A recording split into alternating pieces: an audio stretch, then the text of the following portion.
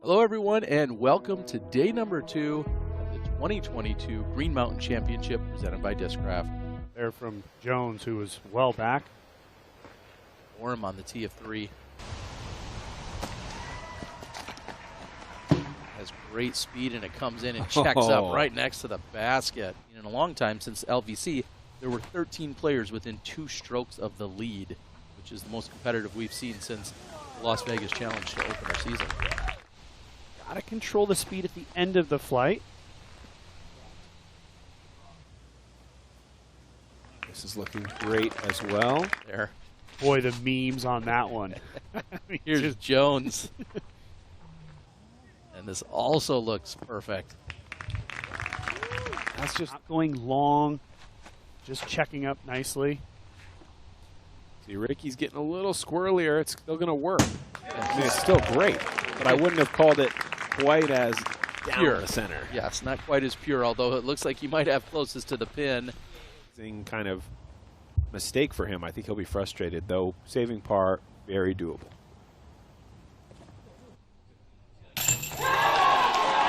And no way! Greg Barsby from way back, throwing it in on hole number 3. Got on 4. Got to get a couple good shots in because just the difference between the way his hole 1 through 3 play and then 4 through about 12 play. One of the worst wins you could have on this hole for this exact reason.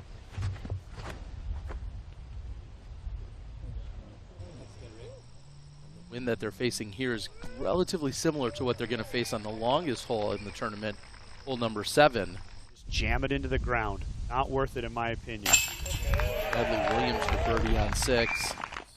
From inbounds to out of bounds. Going to be a tough topic for the card. There's Ricky, his 3rd. And meanwhile, Wysocki licking his chops, thinking about all the strokes he's going to be picking up on his card mates here. He's struggling with footing, huh? I feel like that's very common. We see him often double checking the footing before he gets up and throws, and that's at a lot of different tournaments and tee surfaces. Yeah. Just, I mean, think of one of the most famous Jones slips you've ever seen. That was giant. Well, if you can do that, maybe you should play for birdie. That's one of the best drives I've ever seen. He went so high. Well, and not only that, he's now so far up the fairway and on the right side that if he wants to try to take a sidearm into this green, I think he can. I think absolutely. I think that's got to be 80 or 90 feet past the next best drive. Oh boy, Ricky's alarm bell's going off, and now all of a sudden he's the leader of the tournament tied with this guy. Gosh. Birdie for Robinson has cost them big. And up ahead on the 10th, Isaac Robinson. Gentle turn. That should put him in putting range. And again, everything's in putting range when it comes to Isaac.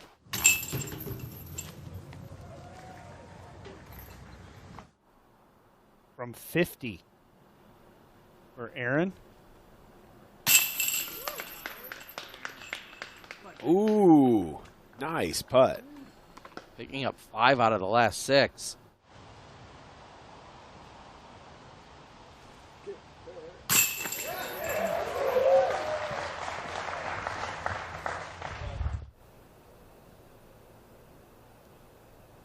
Yeah, this is that left side on 16, not out of bounds.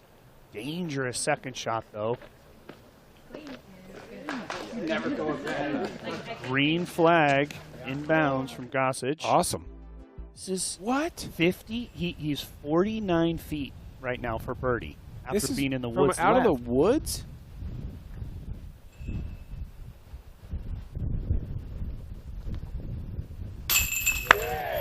Wow. A birdie from over the wall. I don't think I've ever seen that. We're thinking maybe this is the first bogey we might see from this guy. He goes on to make the 50-footer for birdie. From the pin? And Isaac Robinson still doing work. That's 4 in a row for Robinson. Giving the red, but then getting closer to give the green. Next up, Wysocki. Oh, this looks fantastic. They just drift. Hitting right to the pin. Ricky is on cruise control right now. He hasn't missed a shot.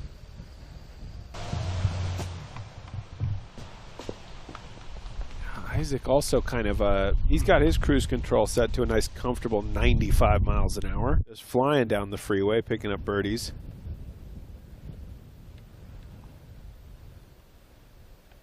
Gossage on 17.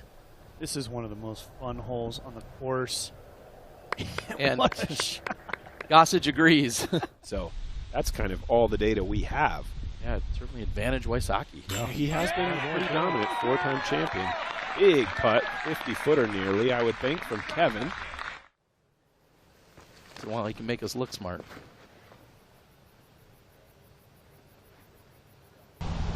Inside for Dickerson. How does it react on the ground? Oh, beautifully. Yeah. Couldn't get any better than that. Came out and showed that this is the kind of golf that I really excel at. So overall, very happy with the performance so far in this tournament. And just for the tournament in general, being the first playoff event of the Pro Tour and standings and all that, do you feel that out here from your card mates? And Sidearm is much better if you hit any of the trees, and I think just overall more consistent. What a putt for Kevin Jones! Jones again getting it done from long range. Fox Run Meadows. Yeah, it's just he's playing Fox Run Meadows, and I think that's telling us he's going over to Brewster and underperforming. So he may play this course well, even if he's not winning the tournament. Wow. And retake the lead momentarily. It's been that way for quite a while. Those guys just going back and forth. And if Dickerson can birdie 18, he'll lock himself in the lead card. Otherwise, it's going to be Aaron Gossage on the lead card, and that's a great one from McBeth. Wysocki also perplexed. That was a weird roll. And that was going uphill. And Robinson looking like a great tee shot. Checks up exactly where it needs to. Definitely Norwegian themed after that Sula victory earlier this year. Here's Chris Dickerson. This just needs to fly a little bit. Yeah, I like there it this. goes. Perfect. If Chris Dickerson birdies this hole, he solidifies that spot on the lead card because that would put him at 17 under. If he doesn't, he'll remain tied with Hammes and a number of others, but he would not get the nod due to Gossage's 10 under round. So Gossage would be on the lead card. Yeah, and that's not a park job. This is for Chris Dickerson to be on the lead card. He's solidified his spot. He's at 17 under. And Greg Barsby on the same basket. He claimed his world title from deep in circle 2. Closes out with a birdie. This is just the time. This third round always kind of sets the tone for that final round out at Fox Run.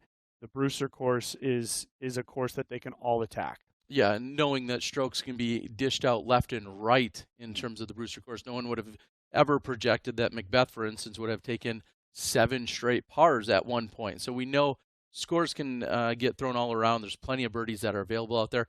Also, there's points that are to be had.